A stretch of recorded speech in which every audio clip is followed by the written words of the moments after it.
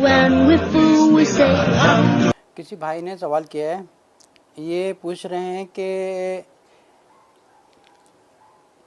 जो नमाज के बाद 3 वितर पढ़ते हैं, क्या वही 3 वितर तहज्जुद में पढ़ते हैं?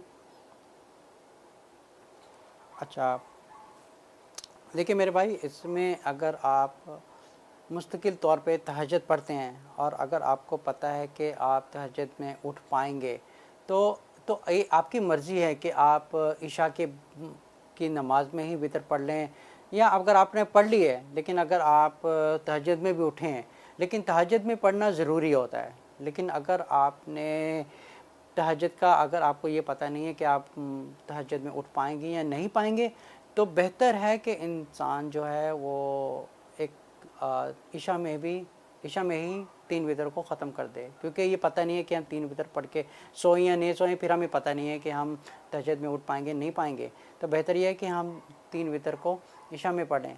लेकिन अगर हम इशा में पढ़ते हैं, लेकिन अगर हम मुस्तकिल तौर पे तहज्जुद में उठ रहे हैं, तो इसमें कोई हर्ज नहीं है कि आप इशा में भी पढ़ रहे हैं और तहज्जुद में भी पढ़ रहे हैं, तो दोनों कबूल हो जाएंगी आपकी।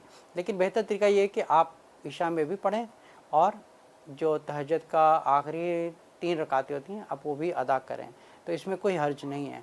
लेकिन बेहतर ये है कि आप इशा की नमाज की 3 वितर ना छोड़ें, क्योंकि हमें नहीं पता कि हम तहज्जुद पढ़ेंगे या नहीं पढ़ेंगे, क्योंकि कभी क्या होता है कि कभी आँख नहीं खुल पाती। तो इसलिए बेहतर है कि हम लोग इशा में नमाज When we eat, we say.